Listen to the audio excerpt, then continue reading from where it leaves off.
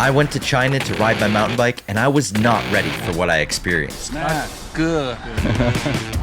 I'm in a flying car. If you told me on the flight over here that I had magically transported 20 years into the future, I would have totally believed you.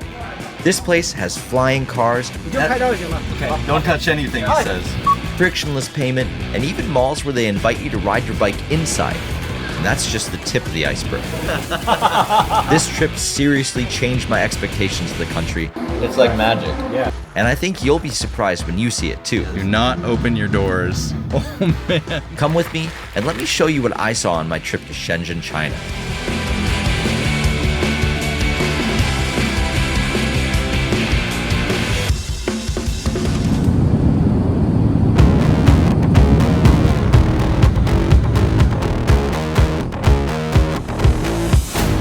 Bikes made it. Shenzhen is a metropolitan city in mainland China, which is inhabited by roughly 20 million people. It's in southern China, neighboring Hong Kong, which means that the weather is a bit nicer than some of the more famous cities farther north. This city has a super modern feel, with tons of big electronic brands based here, including DJI, who gave me quite the warm welcome, but we'll get to that later. For this trip, I had no idea what to expect, so I brought both my mountain bike and my trials bike with me. It's no small feat to travel to the other side of the world with 2 giant bike bags in tow. We just add the pedals and we're good to go. But once I got there, I was glad that I did. Now that we've got the bike built, it's time to go give it a ride. To shake off my jet lag, I decided to hop on my bike and roll around the city to check out some spots. Yo!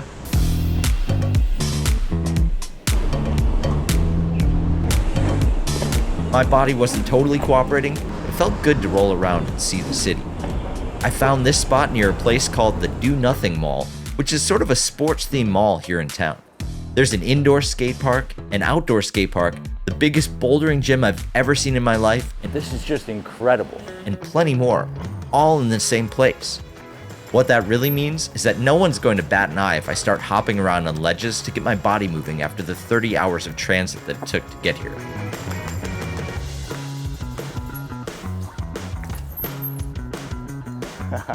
It turns out that this mall wasn't the only mall that allowed bike riding. I found another mall on this trip that had multiple indoor spots to ride, and although it felt weird to be riding inside a mall, they gave me weird looks when I asked for permission. So I guess this is okay to do? Mall culture in China is so much different than the USA. Back home, I feel like most of the malls I go to are empty and struggling, but here it seems to be a big magnet for people to spend time together. The weather in this area is quite a bit hotter than what we have, so I feel like people are motivated to get into the air conditioning on hot days, but whatever it is, they seem to be putting a ton of effort on making the malls a destination for everyone to hang out and do their thing, whether it's riding your bike, climbing up the wall, or just wandering around eating insanely delicious food. I'm so glad that I brought both my trials bike and my mountain bike on this trip. I got to sneak in more than a few little street rides in the beginning of the trip to get acquainted with the zone and to get my body and brain working together again after such a long flight. The best part about getting out on a street ride is that I ran into a bunch of other mountain bikers who were out riding, and the thing that blew me away was how many kids are just cruising around on super nice bikes in downtown Shenzhen. We had a little session together, which was unexpected, but it was so exciting to see how fired up people are about mountain biking out here. Another thing I started noticing almost immediately after arriving in China was the way they just commit to stuff. For example, it's not enough to just have a Starbucks, you have to build out the most insane Starbucks imaginable. I come from Portland, which is probably one of the snobbiest coffee cities in the world, and we take coffee really seriously. I actually don't even know if I would go to Starbucks in Portland unless I was really in a pinch. So to come to Starbucks in China, it must be something special. Come on inside, I'll show you what I mean. I feel like I'm back in Portland. Perfect. This is cool, like at the fanciest coffee shops in Portland, this is how they do it. And Portland is like crazy when it comes to coffee, so to be in a Starbucks watching them do this, just feels surreal. Cheers.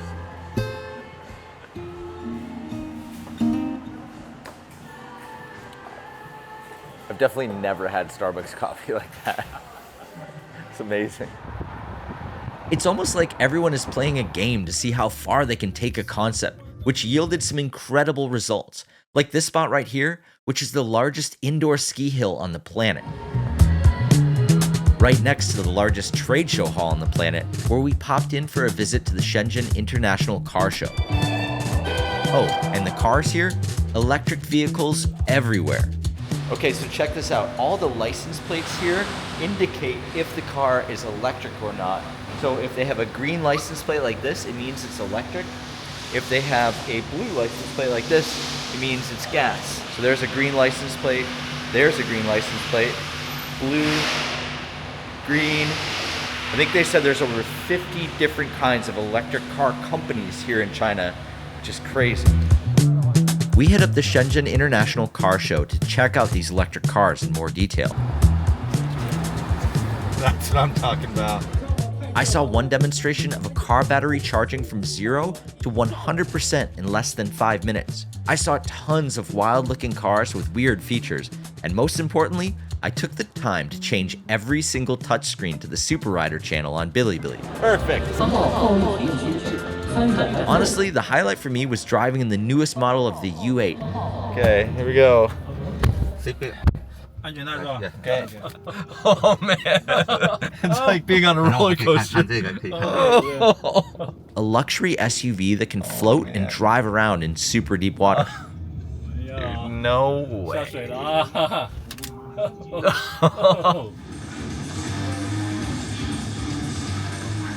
This is so crazy.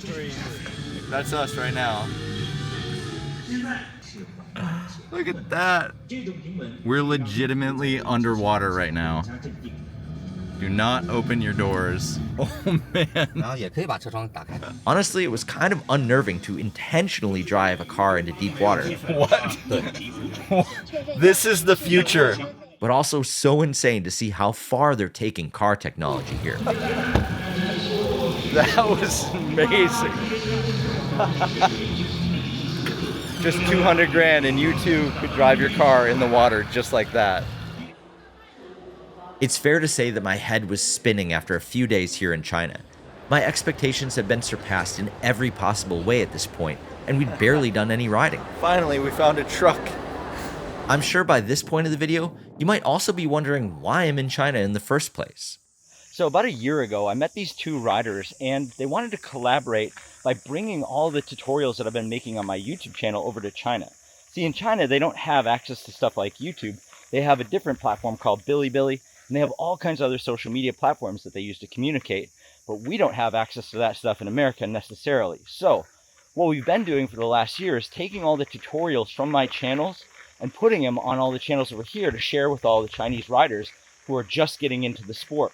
Because there's a ton of people that are getting super fired up about mountain biking in China, but they don't necessarily have the training and tutorials like we have on YouTube.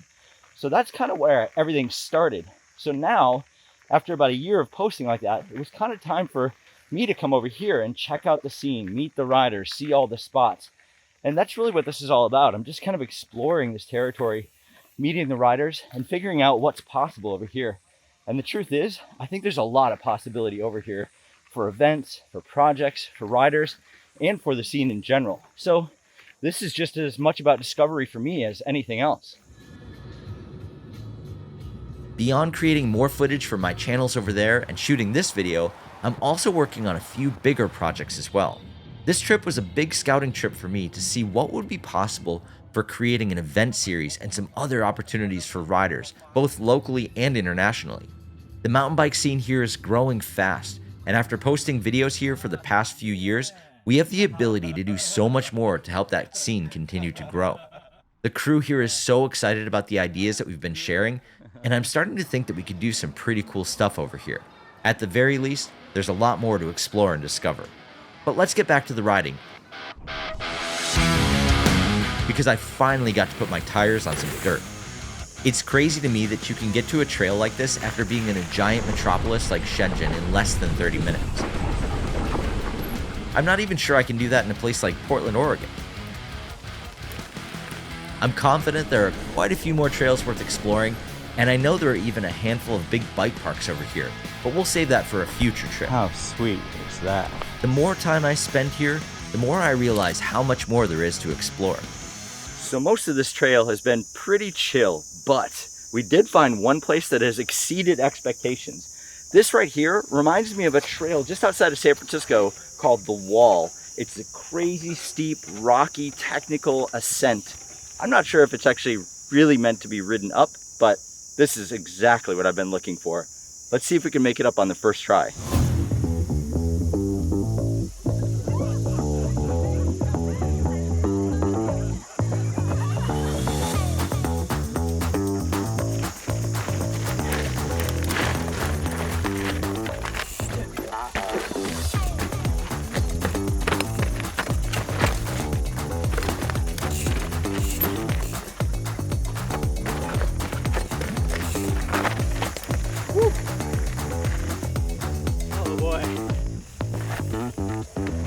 It was about 1.5 miles to pedal up to this point, but that climb right there made it totally worthwhile. That was so fun. Technology in China is on the cutting edge, not just the amphibious vehicles and stuff. It's showing up even in the day-to-day experiences. For example, there's a single app that handles everything you need over here. You can do just about anything with it, from booking hotels and calling cabs, posting video clips like social media, and most importantly, buying food and taking the subway. Instead of having an entire phone loaded with apps, you just need this one to essentially unlock all of China. I also visited this spot, which is called the First Street of Chinese Electronics. We're in it now. Where all the vendors from the factories are previewing their work. It's like a glimpse into the future like everywhere else, and at one point, someone handed me a phone case to fit an iPhone 17. This is the iPhone 17 case. The iPhone 17 at this time hasn't even been announced yet. They already know what it's gonna look like. How awesome is that? I sent a few videos from this area back to my friends, with one friend claiming that he thought this was AI, not a real robot dog. But I can assure you, it was real and just as unnerving to watch in person as it is on screen. As you'd expect, the food over here was incredible. The most important. Where did these come from? I tried so many different styles of food while I was here for the 10 days, and it was great. We got steak, snail, we got shrimp, all the things you expect to see at Pizza Hut. But the thing that completely caught me off guard was something called Sichuan ice jelly. It's like magic. Yeah. The guys had taken me to this spot with crazy spicy food, and after just a few bites, my entire face went numb. This soup had a spice in it called bird's eye chili, which is 100,000 Scoville units, meaning that it's about 20 times hotter than a jalapeno pepper. Honestly, I like spicy food, but this one completely rocked me. They signaled to the server, who brought out this bowl, and what happened next was so unexpected. It looks kind of gnarly, but this stuff is amazing. And it's really sweet, but it just makes all the burning and numbness go away. I was totally fine after a few bites. 10 for 10. All right, here we go. I think this is it. The hits kept on coming on this trip too. The next day, my crew took me to check out a flying car. I thought they were joking until we rolled up to the garage and saw it in real life. Okay, here we go. It's time. It looks like a life-size drone, complete with 8 giant rotors to lift the whole thing into the air. What I didn't realize was that I was going to be flying solo with someone in a tower operating the whole thing. Only a little bit nervous. My favorite part was when they sat me in the car and said, "Don't touch anything." Don't touch anything. Yeah. Okay, don't touch anything, he says. Shaking just a little bit. I had no idea what it would be like or even how high I was going to go up, which was terrifying and exciting at the same time. All right, here we go. I think this is it.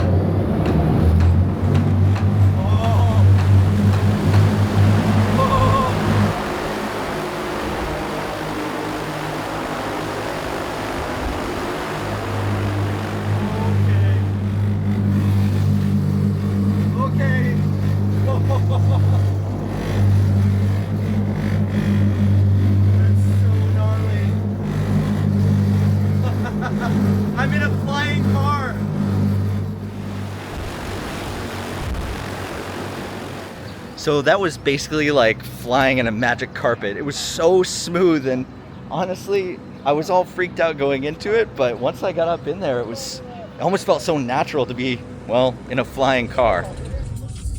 Just when I thought my trip over here couldn't get any better, we rolled up on this giant futuristic building. Wait, not that one. That's where TikTok videos come from. This one, DJI's global headquarters. The makers of plenty of camera gear, but even more importantly, the newest electric bike motor in the industry. You wouldn't know it by looking at this building, but their basement contains one of the most fun mountain bike test tracks on the planet. Designed specifically to mimic different types of uphill climbs, super loose dirt, rocky terrain, routes, rock gardens, and more.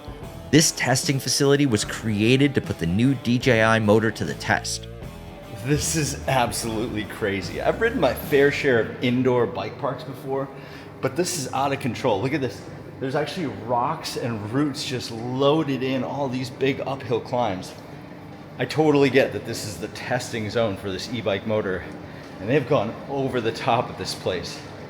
Check this out. I can't believe this exists. All in the name of testing. Incredible. This is awesome. Definitely gonna have a blast riding here.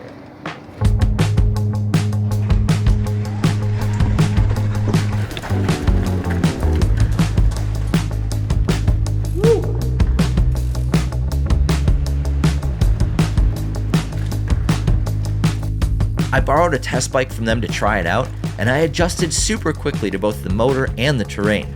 I'm not sure I would consider myself an expert on e-bike motors, but this one definitely felt different than the other ones I've tested in the past. It has a crazy touchscreen with all kinds of options, and you can even sync it with your GPS watch and action camera.